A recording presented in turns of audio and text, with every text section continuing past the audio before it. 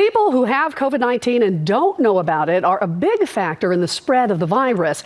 Could this increase the push for more widespread testing? And that's the question we want to ask Dr. Leo Lee, Infectious Disease Specialist with Beverly Hospital, joining us now with his perspective. Dr. Lee, thank you once again for joining us. Good morning. Good morning. Recent studies show that over half of COVID transmission cases might have occurred from people who are not showing any symptoms. They're asymptomatic. So can you break down what that means, especially in light of the fact that many may only get tested if they have symptoms?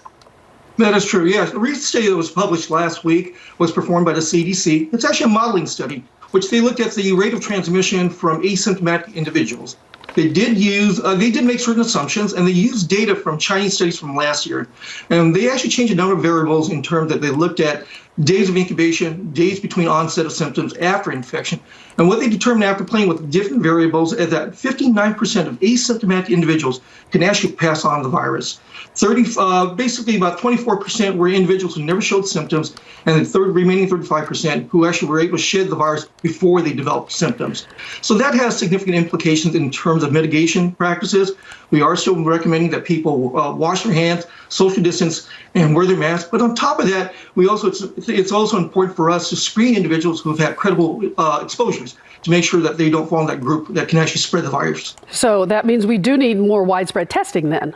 Absolutely, yeah. Absolutely. In order to get things under control, we do need to test more people. Yeah. Well, many people. And they should only be tested and they shouldn't only be tested when they develop symptoms. They should be tested when they've had a credible exposure. Ah, that's key. Now, many people wondering, is it possible to get a COVID-19 infection even after you've received the vaccine? Is there a window of time where immunity is building? Yes, there is. In fact, a number of our staff members, I'm aware of people in the community who've actually developed COVID actually after receiving the first vaccination. Like anything else, the immune system needs to be prepped.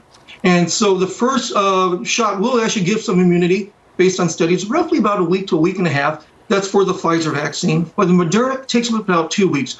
But to reach full immunity, it takes about 2 weeks. 2 weeks after the second dose for the Moderna and a week for the Pfizer. So you need to give your body time to build up immunity. You are still. Yeah. Well, what do we know about that variant that we have been talking about in the news in terms of whether or not the vaccine is effective against it? Talking about the one from the UK. Right. The UK variant has been around since September. It was first noted then. It has spread like wildfire. It is currently in 50 countries, including the U.S. From what we can tell, the vaccine should still be effective against it. What we do know about the variant is it still causes illness, but it doesn't seem to be more severe compared to the current strain that's circulating in the U.S. But the vaccination seems to be effective, and you should get it when you have it available to you. All right. That's like a little ray of sunshine. Dr. Lee, thank you so much for joining us. We appreciate it. Have a good day, sir. Thank you for your time. All right. Bye-bye. Bye-bye.